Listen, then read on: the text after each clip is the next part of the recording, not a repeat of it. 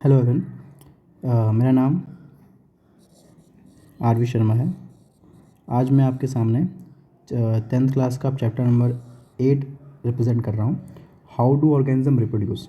ठीक है, तो सिंपल सी बात है, ऑर्गेनिज्म कैसे रिप्रोड्यूस करते हैं। तो सबसे पहली बात, करते ही क्यों हैं। हाउ को बात की बात है, करते ही क्यों हैं। तो सबसे इम्पोर्टेंट चीज़ अपनी स्पीशीज़ को मेंटेन रखने के लिए, क्योंकि अगर कोई एक ऑर्गेनिज़म अपने बच्चे पैदा नहीं करेगा तो उसका जो नाम आगे ले जाने वाला होगा वो तो ख़त्म हो गया ना। तो हर एक ऑर्गेनिज्म चाहता है कि उसकी स्पीशी मेंटेन रहे। जैसे हम ह्यूमंस की ही बात करें,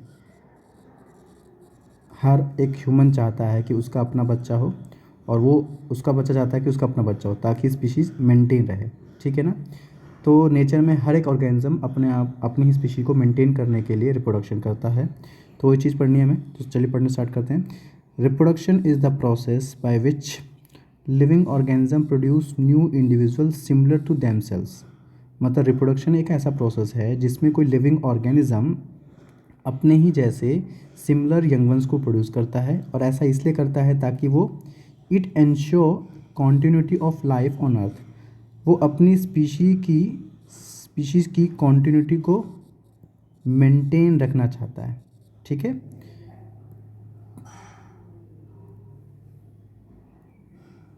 ओके, नेक्स्ट।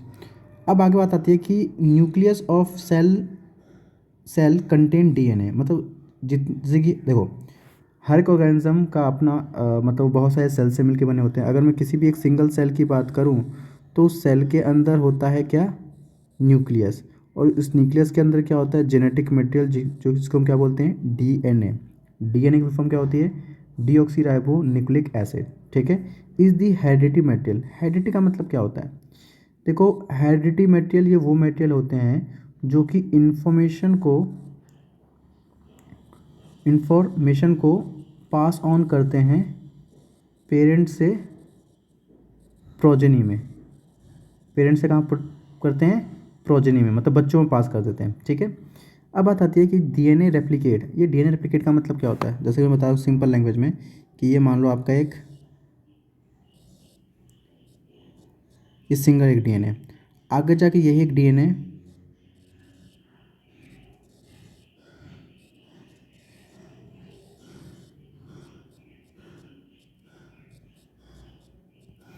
एक था, अब आगे जाके कितने हो गए, टोटल दो हो गए ना। तो रेप्लिकेट करने का मतलब होता है सिंगल डीएनए से डबल हो जाना एंड फॉर्म न्यू सेल्स।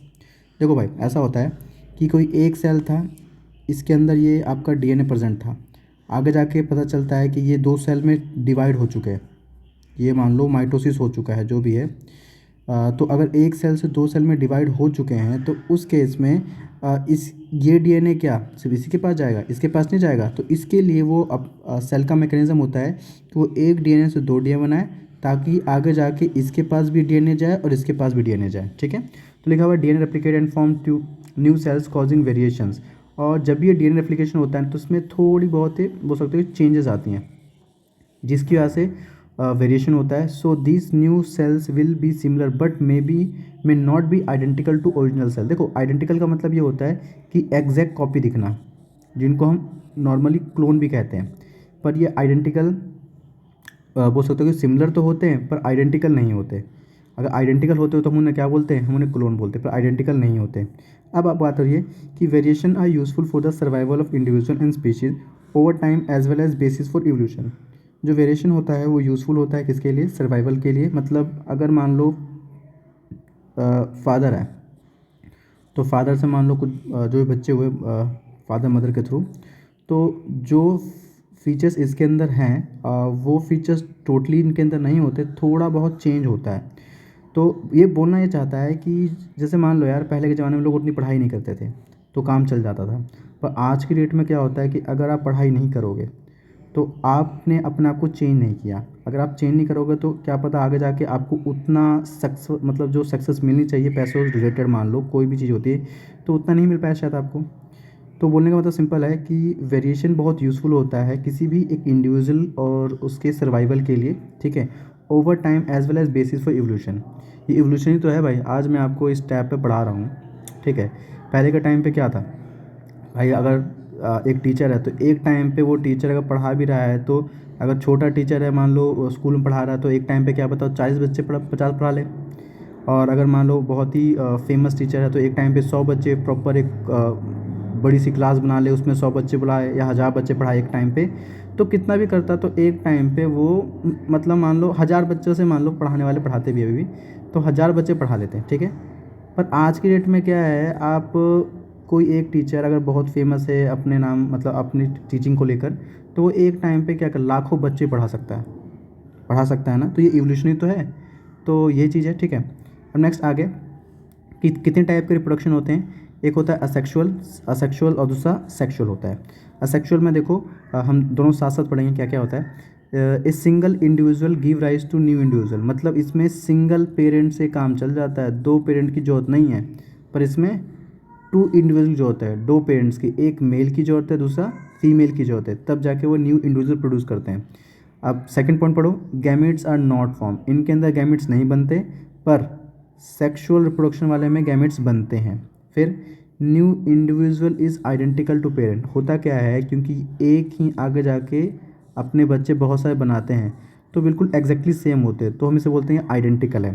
पर ये आइडेंटिकल नहीं होते। New individual is genetically but not identical to parents, ये जेनेटिकली सिमिलर तो होंगे पर एग्जैक्टली नहीं होंगे, क्योंकि ऐसा नहीं होता कि डीएनए बिल्कुल कॉपी हो जाता है, थोड़ी बहुत चेंजेस आने की वजह से वो आइडेंटिकल नहीं होते, ठीक है। फिर नेक्स्ट पॉइंट है, it is extremely useful as a means of rapid multiplication, मतलब ये जो है इनका नंबर बहुत कम टाइम में बढ़ता है, तभी ये बोल सकते हो कि एग्जैक्टली कॉपी करते हैं। और इनमें क्या होता है, it is useful to generate more variation in species, इसमें वेरिएशन ज़्यादा होता है, इसमें वेरिएशन कम होता है।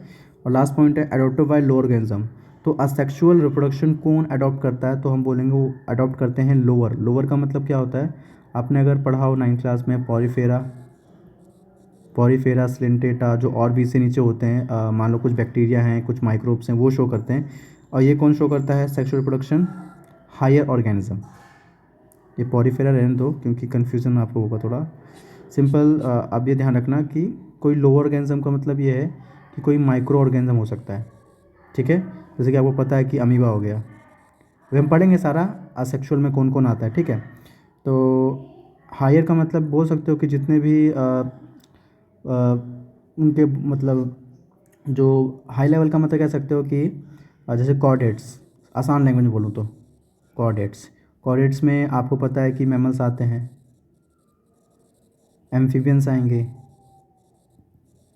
ठीक है, और बहुत सारी चीज़ें बाकी समझने के लिए आसानी से। अब आगे अगर मैं बात करूं असेक्सुअल की, तो असेक्सुअल प्रोडक्शन में सबसे पहला फिजन है। तो फिजन में क्या होता है कि भाई एक एक बॉडी है, आगे जाके वो सिंपली टूट जाती है, सिंपल स्प्लिट होना, सिंपली क्या होना स्प्लिट होना, मतलब ये इसको मान लो पेरेंट बोलते हैं, और जो ये टूटे हैं ना इनको बोलेंगे डॉटर सेल, क्या बोलेंगे, डॉटर सेल, ठीक है। तो फिजन का मतलब सिंपल, इसको हिंदी में बोलते हैं क्या, खंडन। खंडन का मतलब क्या समझते हो, टूटना। तो ये दो टाइप्स के होते हैं, एक होता है बाइनरी फिजन, एक होता है मल्टीपल फिजन। बाइनरी फिजन में क्या होता है कि एक अमीबा होता है और आगे जाके वो दो अमीबा में टूट जाते हैं, तो हम बोलते हैं ये बाइनरी फिजन है। मल्टीपल में क्या होता है, अगर आप एनसीईआरटी का एग्जाम्पल डायग्राम देखोगे तो उसमें दिखा रखा है कैसे करके कि ये एक है और इसमें बहुत सारे प्लाज्मोडियम,